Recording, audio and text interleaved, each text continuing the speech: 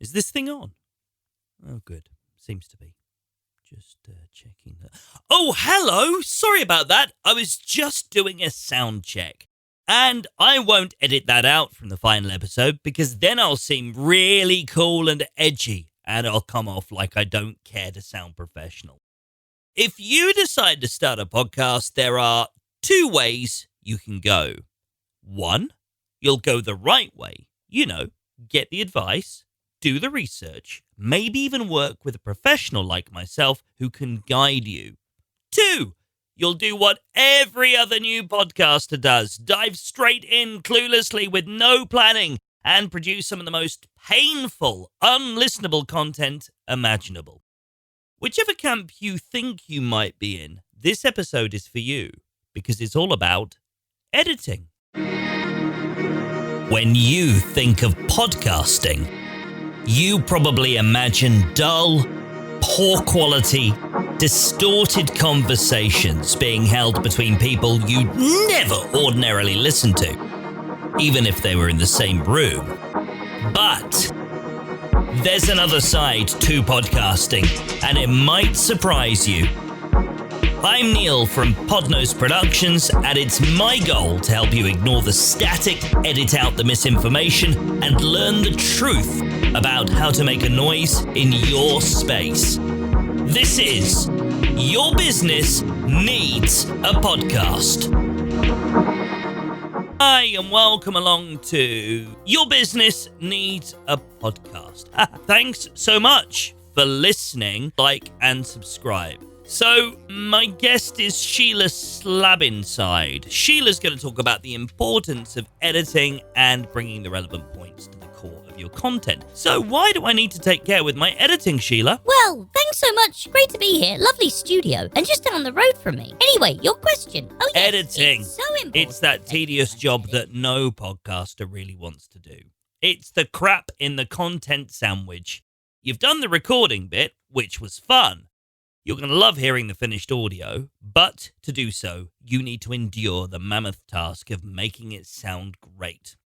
Unless you're going to be like 99.999999999% of other podcasters who don't. Editing is that one task that separates the great podcasts from the really disappointing ones that people listen to out of politeness just so they can have a way in on the conversation. Most podcasters know they have to do the editing part, but they don't know why they have to do it. As a result, they don't edit properly. Let me explain.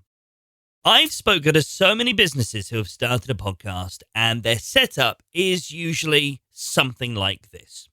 Boss decides to host a podcast. Someone junior, but with the boss's respect, is appointed as the showrunner. Said junior person assumes responsibility for all the content because the boss can't be bothered getting bogged down with that stuff. Show then essentially becomes the vision of the junior rather than the boss.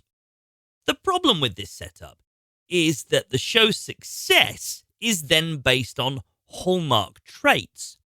The boss is so because they have all the personality profile of someone in their position, i.e. a winner. A mind for delivering quality, attention to detail, focus, and willpower to succeed. The junior doesn't.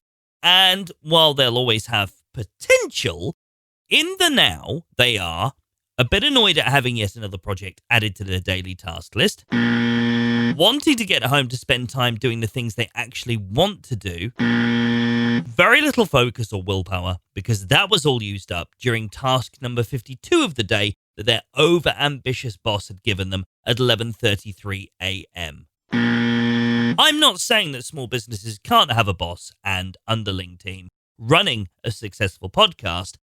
I'm just saying that it probably needs a little more thought than that easy and most obvious of setups. The first question you need to ask yourself before you decide to undertake a task like that is, what's your intended outcome? What's your vision for the production? Do you want to establish credibility for your brand and build yourselves as thought leaders? Well, then you should probably start by coming across as a brand that cares about how well what you do is received and perceived.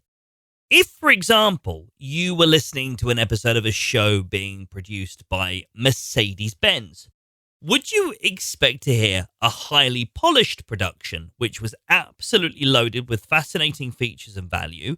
Or would you be unsurprised if it sounded like a bit of a token production they'd just thrown together for the sake of it and had hired someone on Fiverr to edit it as cheaply as possible for them?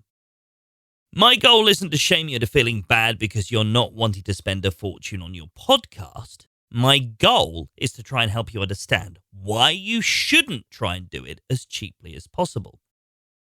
So let's talk about what the difference between a well-edited production and a badly edited production sounds like, shall we?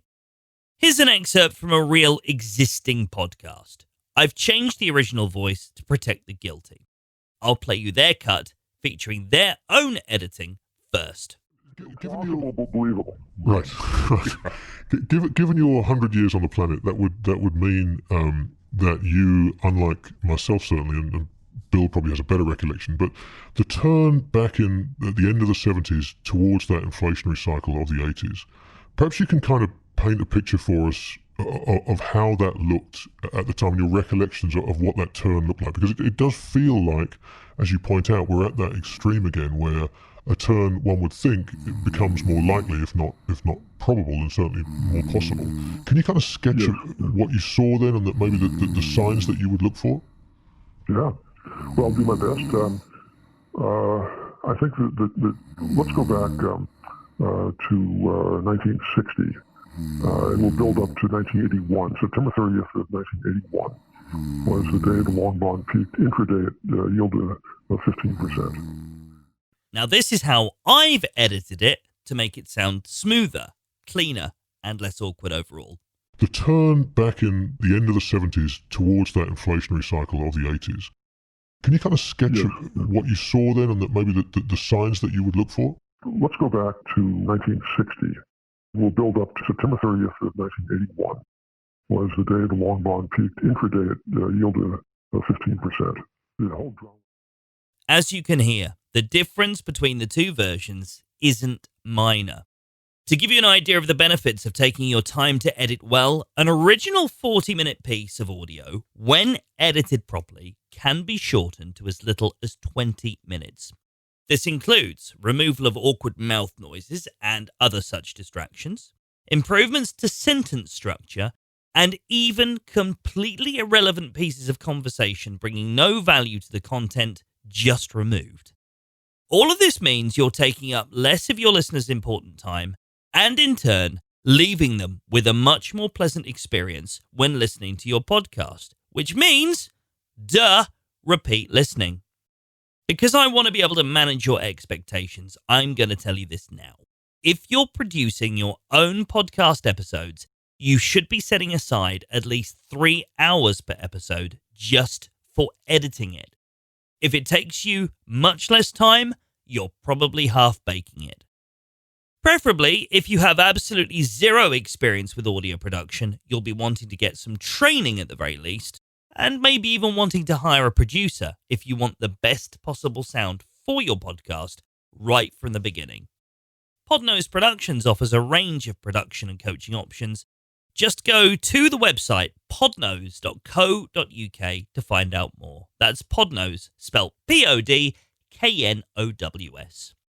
Don't risk making yourself sound like all the other amateurish sounding shows that are out there by using a badly paid junior with little passion for your business, much less your podcast.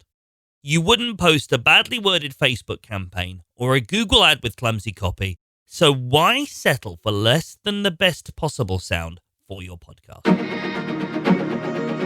Okay, Google, find me a surprising podcast of the day. Okay, here's the surprising podcast of the day. This episode's featured podcast is all about travel, and I've got a little confession to make. In the interests of full transparency, it's from one of my wonderful clients. The Marie Rowe Travel Show is currently in the middle of its series titled Real Adventures and features exotic locations around the world, talking to real-life globetrotters all about their experiences in the various regions that are covered and offering real tips on how to get the best out of your trips. Marie even runs through a list of the best hotels and provides a free guide for her hardcore fans and subscribers. Recently, there was an episode all about Jamaica. So let's talk about where to stay. I've got 5 hotel recommendations for you to consider, depending on whether you're looking for a family-friendly resort, an adult-only hotel, great value luxury, a boutique property, or a beach lover's paradise. Up first, my top hotel recommendation for those seeking the ultimate family holiday with the most wonderful facilities for kids. It's the Beaches Resort Ocho Rios, which we've just heard all about from Sarah.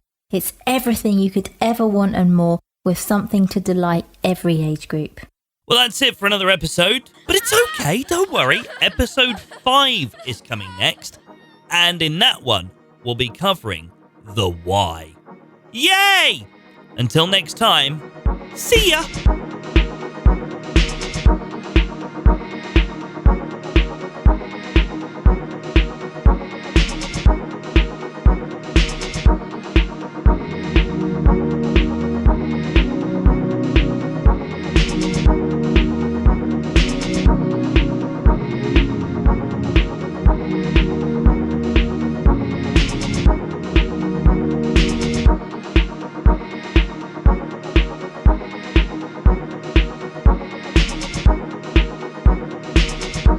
Podnose Productions.